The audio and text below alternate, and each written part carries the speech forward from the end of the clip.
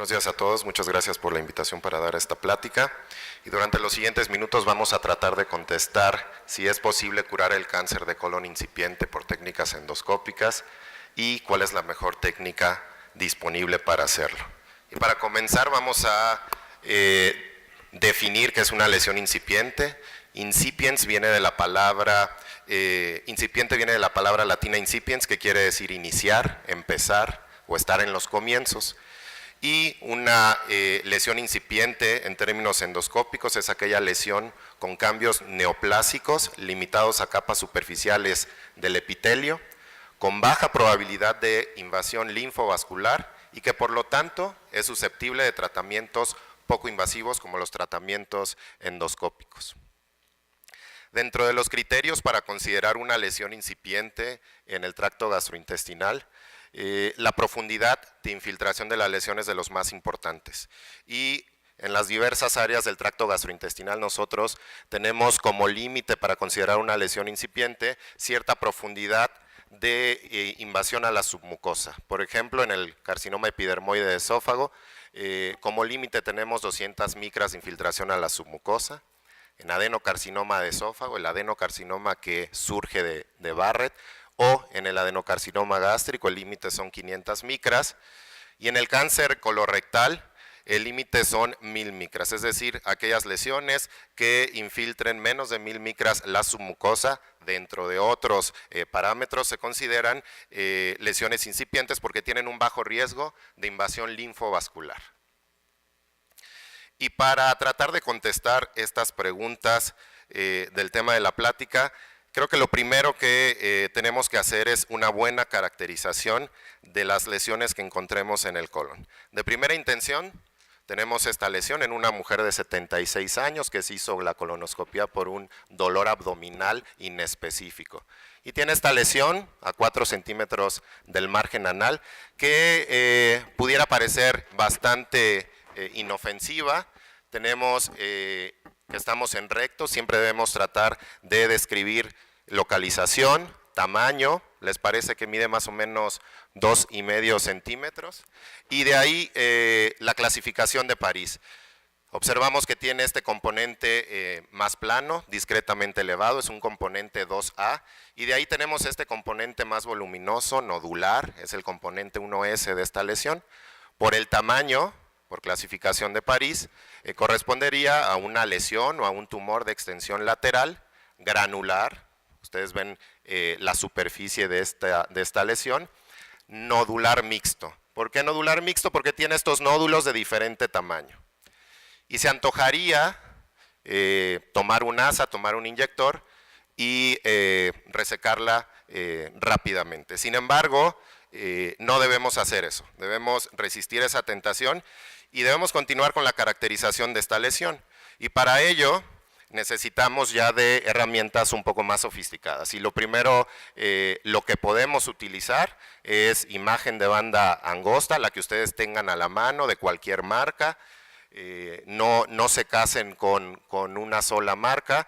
Y utilizar magnificación, utilizar cromoendoscopía vital también. Y en esta lesión ustedes pueden observar que en ciertas áreas, aquí por ejemplo vemos un patrón cerebriforme, no nos preocupa tanto, pero aquí se hace irregular. Aquí no identificamos un patrón tan característico, sin embargo todavía identificamos un patrón diferente al que por ejemplo se encuentra en esta zona.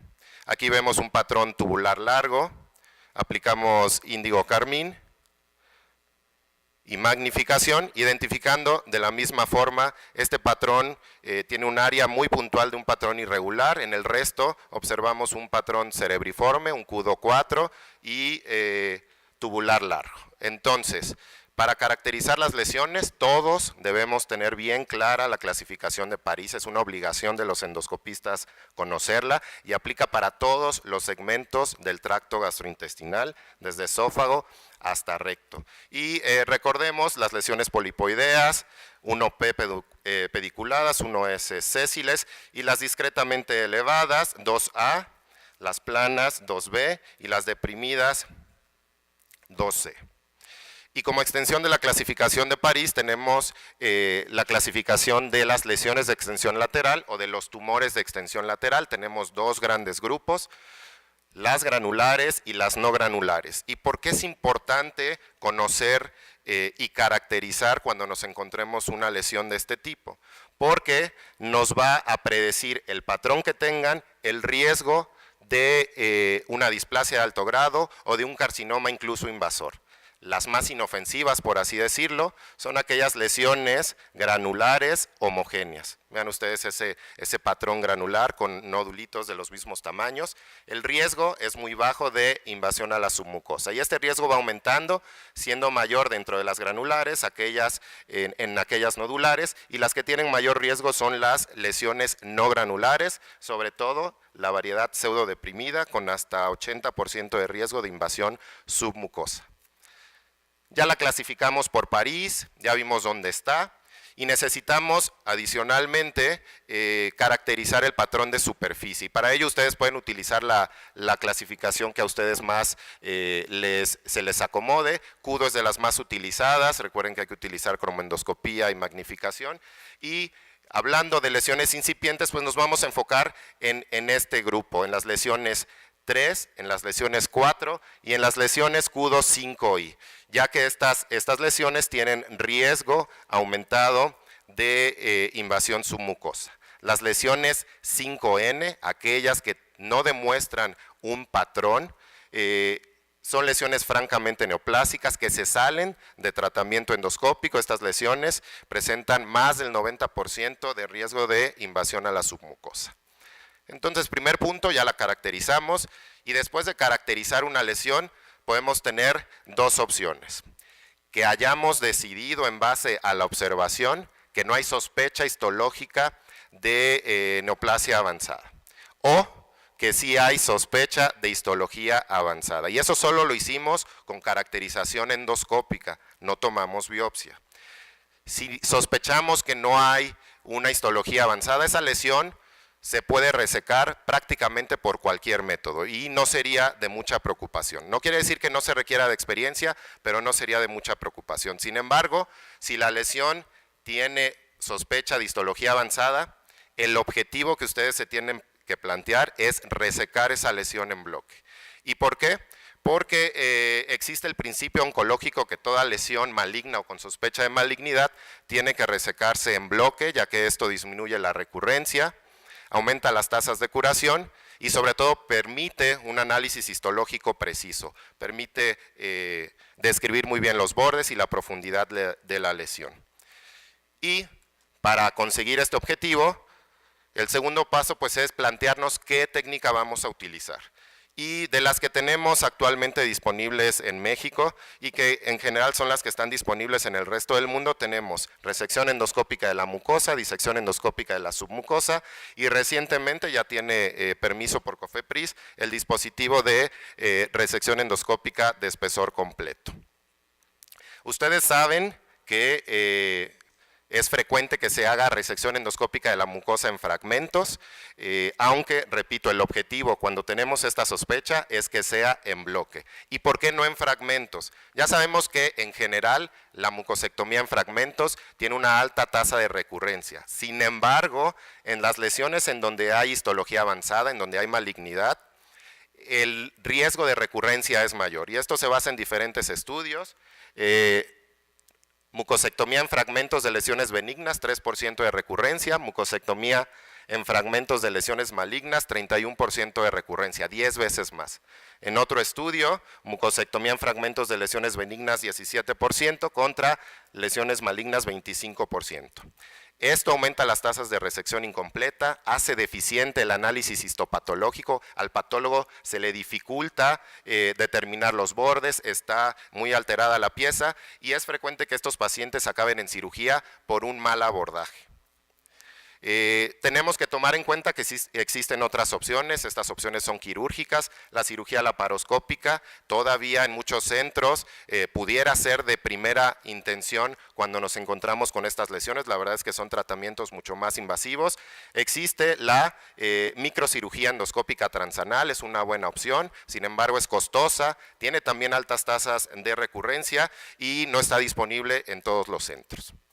Vamos a desglosar rápidamente estas técnicas que sí tenemos disponibles. Todos ustedes conocen la mucosectomía convencional y hemos escuchado bastante de la disección endoscópica de la submucosa. Estas técnicas no están peleadas, estas técnicas son complementarias y recordemos que el plano de resección de ambas técnicas es la submucosa, tanto en mucosectomía como en disección. Por otro lado, el espécimen que obtenemos lleva mucosa completa y una porción de la submucosa en mayor o menor medida dependiendo de la técnica. Sin embargo, lo que cambia es el instrumento. En la mucosectomía utilizamos un asa de polipectomía, mientras que en la disección utilizamos cuchillos de disección. Y el espécimen lo podemos obtener en bloque o en fragmentos con la mucosectomía y con la disección el objetivo es que siempre sea en bloque.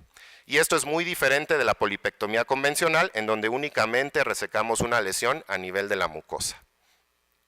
Ya conocemos las diferencias entre mucosectomía convencional y disección endoscópica de la submucosa, con disección teniendo mayores tasas de resección en bloque, menores tasas de recurrencia, hemorragia tardía muy similar en ambas técnicas y con mayores tasas de perforación en disección endoscópica de la submucosa.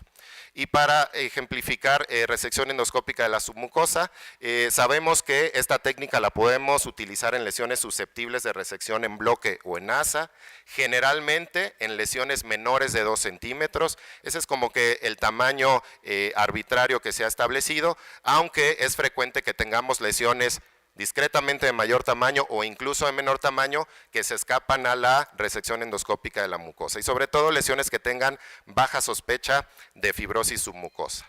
Es una técnica ampliamente disponible, de bajo costo, que requiere poco tiempo del procedimiento, aunque desventajas incluyen resección incompleta, recurrencia y la no curabilidad.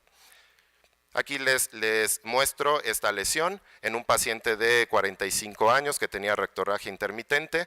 Estamos a escasos 3 centímetros del margen anal y quedamos en que hacíamos una caracterización con imagen de banda estrecha, si se puede con magnificación, y ustedes alcanzan a identificar esta lesión que tiene áreas ulceradas en donde no se identifica un patrón específico. Y después de estarla analizando más, vemos que tiene un pedículo y eso ya nos tranquiliza porque nos permite tomar acciones más fáciles. Entonces decidimos realizar resección endoscópica de la submucosa, estamos inyectando solución salina en la base de la lesión y el objetivo aquí es inyectar suficiente cantidad de solución. Nosotros estábamos apostando a que esta lesión era una lesión ya con al menos displasia de alto grado. Vean ustedes que conseguimos un buen levantamiento, utilizamos el asa de polipectomía y queremos tomar la mayor parte de la base de mucosa sana, vean ustedes mucosa sana, cortamos y obtenemos la pieza, vean ustedes el pedículo, se alcanza a distinguir muy bien. Regresamos siempre al lecho de resección para revisarlo e identificar complicaciones asociadas al procedimiento. Tenemos un vasito que está sangrando aquí, no hay que estresarse, se lo podemos coagular muy bien con la pinza de hemostasia y se veía aquí un defecto en el lecho de resección, decidimos colocar 3 clips y quedó así el lecho de resección. Esta es la pieza de patología en donde se identifica muy bien el pedículo de la lesión y esta neoplasia. La pieza midió 3 por 3 por 2.5 y el resultado de patología fue de un adenocarcinoma moderadamente diferenciado, originado en un adenoma velloso, nivel 2 de Hagit, en un pólipo de mayor tamaño. Este paciente tenía una neoplasia incipiente y quedó curado endoscópicamente. ¿Qué hay de la disección endoscópica de la submucosa? La utilizaremos para lesiones con difícil resección por mucosectomía convencional, generalmente las lesiones no granulares, aquellas lesiones que muestren un CUDO 5I mayores de 20 milímetros, protruidas, que tengan fibrosis o lesiones recurrentes. Las ventajas, ya sabemos, resección en bloque, un análisis histopatológico preciso y un diagnóstico, y nos permite hacer un diagnóstico y también aplicar tratamiento. Desventajas es que está poco disponible, es costosa y una curva de aprendizaje larga. La lesión que les mostré al principio que caracterizamos, decidimos hacer la disección endoscópica de la submucosa y les muestro las fotografías. Hacemos la incisión circunferencial, aquí estamos haciendo la disección. Tenemos aquí el lecho de resección, pusimos 2 clips en 2 áreas de lesión muscular y esta es la pieza ya extendida en un corcho. El espécimen es de una disección endoscópica de la submucosa de recto con medidas de 2.4 por 2.2 por 0.4, un adenoma tubulovelloso con displasia de alto grado y con márgenes libres de lesión. Esta es la endoscopía de seguimiento de la paciente, en donde vemos muy claramente la cicatriz, se tomaron biopsias y solamente colitis inespecífica. Y finalmente, la resección endoscópica de espesor completo se ha enfocado en lesiones de unos 5 a 2 centímetros en sitios con alto riesgo de perforación, con lesiones con fibrosis submucosa o en recurrencia o lesiones residuales. Viene un kit completo, ya está disponible en México, el procedimiento como tal requiere poco tiempo, aunque el capuchón que se utiliza es grueso, puede dificultar el acceso a lesiones proximales en el colon, es costoso y no está exento de complicaciones, y esta no es una lesión de neoplasia con histología avanzada, pero les quiero demostrar que en esta paciente de 68 años se identificó una lesión de características adenomatosas en el orificio apendicular. Caracterizamos con imagen de banda estrecha, ustedes pueden observar un patrón de criptas CUDO 3L y lo que decidimos, debido a que esta paciente tendría apendicectomía y estaba en una localización bastante difícil, utilizar este dispositivo de resección full thickness. Viene el kit con esta sonda que se utiliza para marcar los márgenes de la lesión. Esto lo hacemos con un electrocauterio inteligente. Una vez que tenemos marcada ya la lesión, nos salimos y volvemos a entrar ya con el dispositivo cargado en el endoscopio. Va cargado con un clip ovesco, en términos generales, con una pinza tomamos la lesión, la traccionamos. A diferencia del ovesco convencional, en este tipo de tratamiento no hacemos succión, debido a que esto aumenta las complicaciones. Traccionamos la lesión hasta observar las marcas que dejamos. Y una vez que estamos seguros de que la lesión está por completo dentro del capuchón, liberamos el clip. Este aro blanco que observamos nos sirve para determinar si ya fue liberado el clip. Ahí está liberado e inmediatamente cortamos con el asa que ya viene cargada en el capuchón. Ahí se cortó y nos salimos. Revisamos el lecho de resección, así es como queda. Vean ustedes cómo alcanzamos a ver todas las capas de la pared colónica. Esta es la lesión en su porción interna y esta es la lesión ya fijada en el corcho. Vean ustedes las marcas y podemos observar en el centro el orificio apendicular con la lesión. Y el resultado de patología fue un adenoma tubular completamente resecado y en el espécimen se identificó mucosa, submucosa, muscular y serosa. Esta es una técnica relativamente nueva, los alemanes han estudiado en mayor número esta técnica, éxito técnico en el 83% de los casos, resección completa en el 75% y resección full thickness en el 87%. Para concluir, ¿es posible curar el cáncer de colon incipiente? La respuesta es sí, y sobre todo con técnicas endoscópicas. ¿Cuál es la mejor técnica disponible? La verdad es que esto depende, y depende mucho de la lesión, del centro en donde estemos, de la experiencia del endoscopista y también de características del paciente. Muchas gracias. Muchas gracias.